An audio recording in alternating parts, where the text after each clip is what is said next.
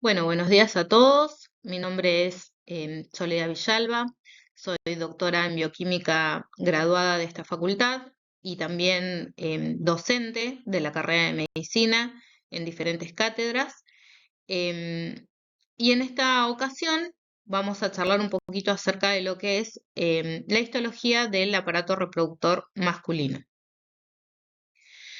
El aparato reproductor masculino está conformado por diferentes órganos, ¿sí? Tanto internos como externos. Dentro de los internos vamos a mencionar al testículo, al epidídimo y al conducto deferente, los cuales se encuentran acompañados por diferentes glándulas sexuales anexas, que son las vesículas seminales, la próstata y las glándulas vulvouretrales.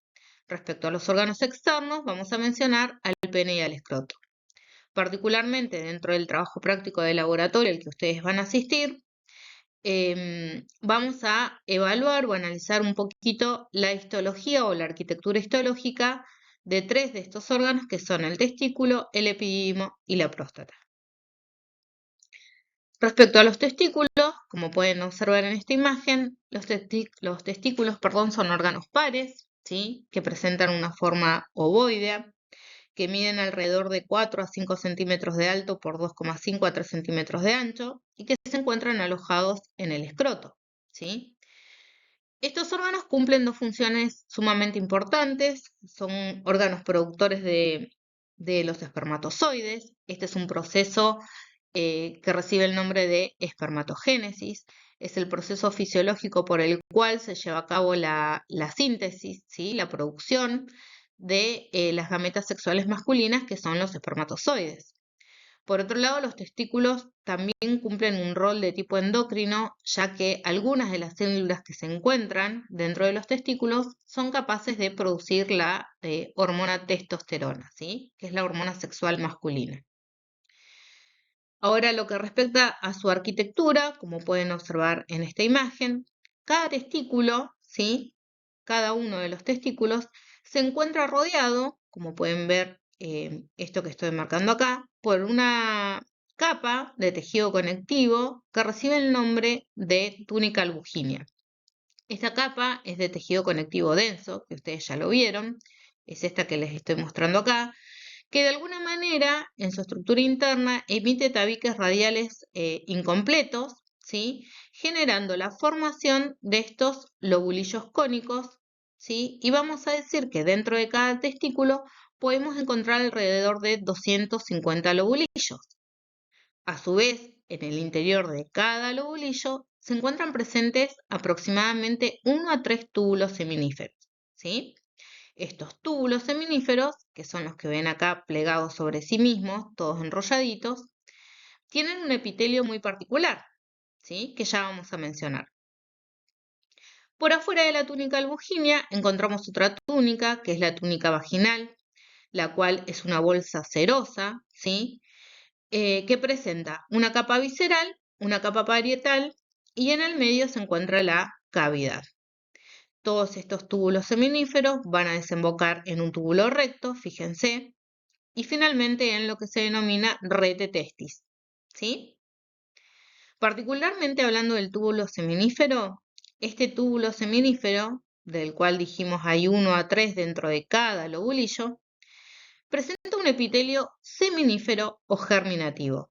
¿Esto qué quiere decir? Que es un epitelio estratificado que posee dos tipos de células, las células germinativas y las células de Sertoli. Si hablamos de las células germinativas, son precisamente estas las que dan lugar a la formación de los espermatozoides, ¿sí? Vamos a encontrar células germinativas en diferentes estadios de división y maduración, hasta que finalmente llegan al estadio de espermatozoide. Dentro de este epitelio germinativo están también las células de Sertoli, las cuales son sumamente importantes, representan alrededor del 10% de este epitelio seminífero.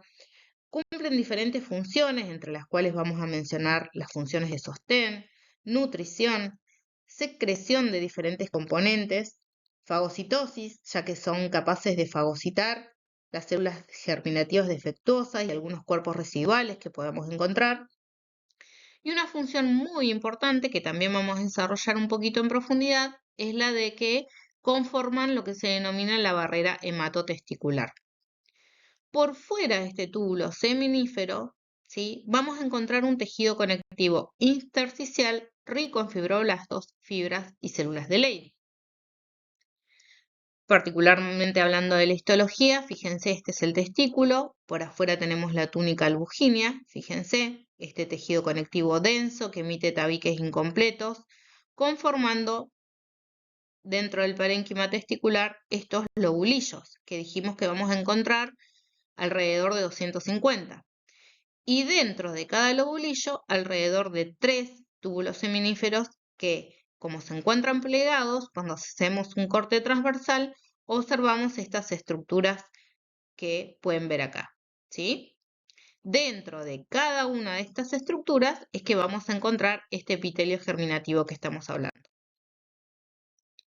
Fíjense, este ya es un esquema, una imagen de cómo cuando cortamos el testículo con un corte transversal, podemos ver el interior de precisamente un túbulo seminífero, ¿sí? El túbulo seminífero está compuesto por una lámina propia, fíjense que es esta que se ve bien acidófila, y hasta el interior de cada túbulo vamos a encontrar el epitelio seminífero. ¿Cómo está compuesto? Dijimos células germinativas. ¿Qué células germinativas? Espermatogonias, que siempre se encuentran apoyadas sobre la lámina propia, presentan un núcleo redondeado, bien basófilo, fíjense, bien condensado. Y a medida que vamos adentrándonos hacia la luz del túbulo, vamos encontrando otros estadios, que son los espermatocitos primarios, secundarios, espermátides, hasta finalmente llegar a la luz donde se encuentran los espermatozoides. Fíjense acá, tenemos espermatogonias, espermatocitos primarios, secundarios, espermátides y espermatozoides, ¿sí? También en el interior y de alguna manera entre las espermatogonias, vamos a encontrar estas otras células que yo les decía que son las células de Sertoli, ¿sí? Las células de Sertoli son células que se apoyan sobre la lámina propia y presentan prolongaciones citoplasmáticas hacia la luz, es decir, que son células más bien cilíndricas y bastante altas, ¿sí? Pero el núcleo siempre lo vamos a encontrar hacia la lámina propia. Estas células de Sertoli, ya vamos a explicar un poquito, cumplen diferentes funciones, pero dijimos que una de las más importantes es la de que conforman la barrera hematotesticular. Por afuera encontramos este tejido conectivo intersticial, fíjense, donde hay fibroblastos, pero además encontramos las células de Leydig, que no están dentro del túbulo, están por afuera, es decir, en el tejido conectivo circundante al túbulo. Estas células de Leydig son precisamente las células encargadas, como pueden ver acá, de secretar la testosterona. Estas células de Leydig las vamos a encontrar por fuera del túbulo, recuerden, y tienen una forma piramidal con un núcleo bastante prominente hacia la base de cada célula, ¿sí? Esta que les muestro acá es una imagen precisamente de un corte de los que nosotros tenemos en el laboratorio, donde vemos la túnica albuginea, ¿sí? Esto que es parte de uno de los lobulillos y dentro de ese lobulillo una porción de un túbulo seminífero donde vemos la lámina propia por afuera, las espermatogonias, que son estos núcleos bien redondeados y basófilos, distintos estadios de los espermatocitos y las espermátides que no vamos a poder diferenciar, ¿sí? Y en su interior los espermatozoides. Entre medio de ellas, ¿qué dijimos? Y vamos a encontrar, por ejemplo acá, células de Sertoli, ¿sí? Fíjense, tenemos espermatogonias, y acá tenemos un núcleo bastante diferente al de las espermatogonias, que también se apoya sobre la lámina propia y emite prolongaciones. Esta es una célula de Sertoli. Por afuera, en el tejido conectivo circundante, vamos a encontrar las células de Leydig. Vamos a hablar un poquito ahora lo que es la barrera hematotesticular. Dijimos que las células de Sertoli son células altas, fíjense que se apoyan sobre la lámina propia, acompañan todo el trayecto de los diferentes estadios de las células germinativas Y tienen la particularidad de estas células de presentar uniones intercelulares que les permiten estar de alguna manera conectadas entre una célula de Sertoli y otra célula de Sertoli. ¿Lo ven? Esto hace que, de alguna manera, conformen una barrera entre las espermatogonias y el resto de las células. Si nosotros trazamos una línea imaginaria entre todas las uniones intercelulares, podemos imaginar como si esto fuera una barrera. ¿Por qué se conforma esta barrera? Porque es importante para lo que es la respuesta del sistema inmune.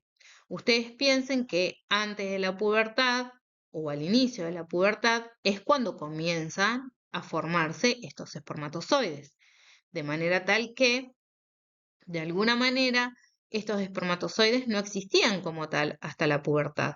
Esto hace que estas células nuevas que se van sintetizando, se van formando, puedan presentar ciertas porciones celulares que puedan ser reconocidas por nuestro sistema inmune como algo extraño y desencadenarse así una respuesta inmune que no queremos, ¿sí? Células de nuestro cuerpo que no queremos reconocer como extrañas. Es por ello que estas uniones intercelulares impiden que células del sistema inmune puedan entrar en contacto con estos espermatozoides, evitando así el daño o la ruptura de estos espermatozoides que recién se están sintetizando. Finalmente les dejo acá el QR para que ustedes puedan visualizar a través de la microscopía virtual los preparados que existen disponibles tanto de testículo como de epididimo que ahora vamos a charlar. ¿Sí? El epidídimo, ¿sí?, acompaña de alguna manera la formación de lo que es el testículo, ¿sí? Se encuentra apoyado, ¿sí?, como recostado sobre una de las caras de los testículos, presenta cabeza, cuerpo y cola, es un órgano alargado y curvado que tiene unos 7,5 centímetros de largo, ¿sí?, y tiene un diámetro bastante variable. Las funciones del epididimo son diversas, como pueden ver acá. Cumplen funciones que tienen que ver con la absorción del líquido en el que se encuentran flotando los espermatozoides.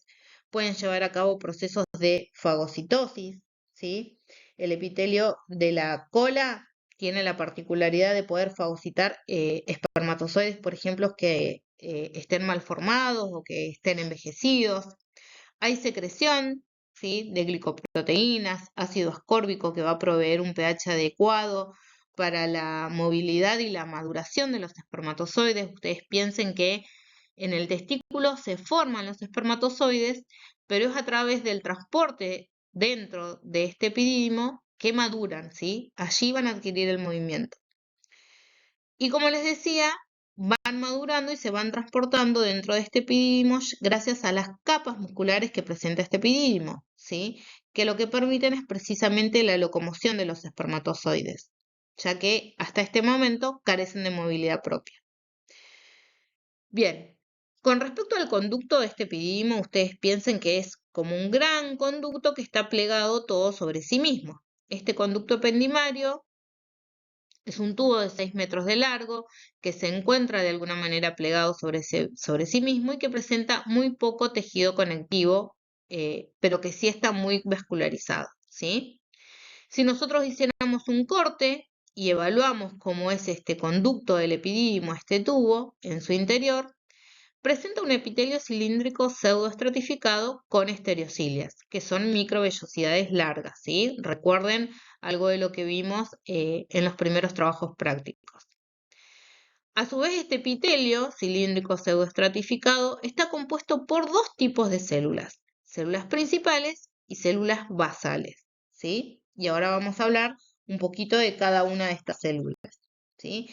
Las células basales son células redondeadas que van a dar lugar a las células principales, es decir, las basales generan por división a las células principales. Descansan sobre una vaina delgada de tejido conectivo laxo, ¿sí?, que se puede ver acá. Están apoyadas sobre este tejido conectivo, sobre el cual hay células musculares lisas dispuestas en capas. Fíjense, ¿lo ven? Estas células musculares que vemos alrededor se continúan hacia el interior por tejido conectivo laxo sobre el cual apoyan las células basales con este núcleo bien redondeado. Y también encontramos las células principales, que ya son células cilíndricas bien altas que presentan estas microvellosidades que estamos hablando, ¿sí? Las estereocilias. Si nosotros hacemos un corte y tenemos que hablar histológicamente de la estructura del epidídimo, fíjense que presenta una túnica también vaginal, ¿sí? Y que vamos a observar frente a un corte transversal precisamente diferentes porciones del conducto epididymario, ¿sí? Acá les mostramos cómo está constituido un corte. Fíjense qué bonito se ve y qué claro se ven las diferentes porciones de este epidídimo con todo este tejido de células musculares que se encuentran rodeando precisamente al conducto, y todo el epitelio, este epitelio pseudoestratificado de células principales y basales, y en su luz los espermatozoides. Fíjense que los preparados que nosotros tenemos no se ve tan diferenciado el epitelio como quisiéramos. Pero sí es importante que ustedes sepan reconocerlo. Por eso les ponemos esta imagen. Fíjense, dentro del conducto epididymario vamos a poder destacar la presencia de fibras musculares lisas, ¿sí? Que se encuentran rodeando al conducto. Luego una lámina propia, ¿sí? Y hacia el interior, células basales y células principales. Las basales son estas que muestran un núcleo bien redondeado y se apoyan sobre la lámina propia. Luego tenemos las células principales, que son células cilíndricas con estas estereocilias, ¿sí? Por eso se denomina epitelio pseudoestratificado. Y algo que no les dije es que las células principales también poseen un núcleo que ocupa la parte basal de sus células, ¿sí? O sea que lo que vamos a ver es inicialmente el núcleo de las células basales, luego podemos encontrar algún núcleo de las células principales, pero sí podemos diferenciar estas células cilíndricas con sus estereocilias, ¿sí? Bien, y ya para finalizar, vamos a hablar un poquito de lo que es próstata, ¿sí? Que era una de las glándulas anexas, glándulas sexuales anexas. En particular, vamos a decir que es un órgano con forma y tamaño de una castaña grande, como pueden ver ahí. Fíjense, tiene diferentes funciones que tienen que ver con la secreción de sustancias como el ácido cítrico, enzimas como la fosfatasa ácida y la fibrinolicina, ¿sí?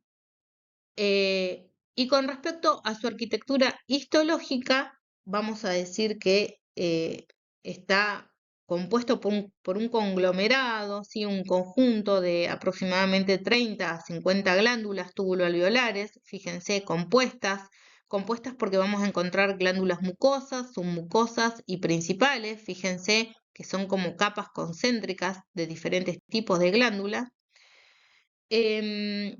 Que están inmersas en un tejido conectivo rico en fibras elásticas y células musculares lisas, ¿sí? Las glándulas, a su vez, cada una de estas glándulas que hablamos, están rodeadas por una cápsula de tejido conectivo denso, ¿sí? Otra vez, recordemos que la mayoría de las cápsulas que vamos a encontrar en los diferentes preparados están precisamente formadas por tejido conectivo denso. Esta cápsula emite tabiques también hacia el interior, formando lóbulos que no son tan visibles ni fácilmente de identificar como en el caso de testículos, ¿sí? Están poco definidos. Pero estas glándulas están inmersas a su vez en un tejido conectivo que posee diferente composición, y ahora vamos a charlar. El epitelio glandular que presentan va a ser un epitelio cilíndrico simple, donde podemos encontrar zonas con epitelio pseudoestratificado, cúbico o incluso plano. Y en el caso de los conductos excretores, piensen que es una glándula, con lo cual vamos a encontrar conductos, el epitelio es de tipo cilíndrico simple, ¿sí? Estas glándulas están inmersas, como yo les decía, en un tejido conectivo intersticial, que es tejido conectivo denso, con células musculares lisas, ¿sí?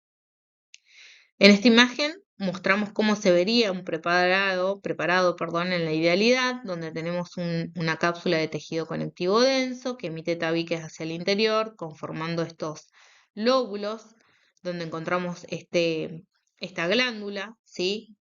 Que está inmersa en este tejido conectivo laxo con abundante composición de fibras elásticas y musculares, ¿sí?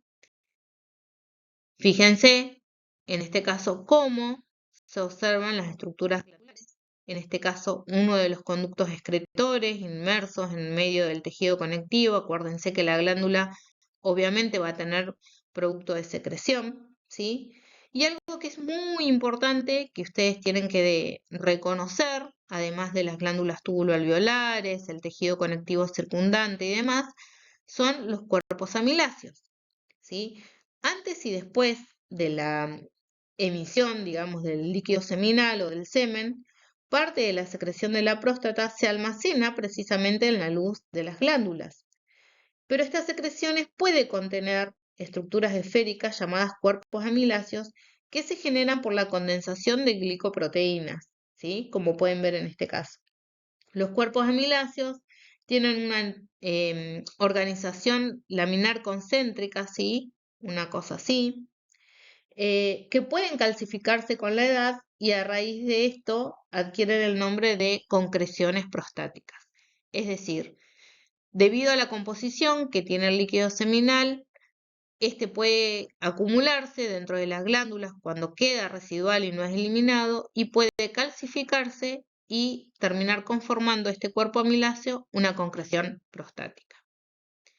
Bueno, hasta aquí hemos llegado entonces con la explicación de aparato reproductor masculino y la histología al menos de los 3 preparados que vamos a ver. Espero haber sido clara y nos encontramos en el próximo video. Muchas gracias a todos.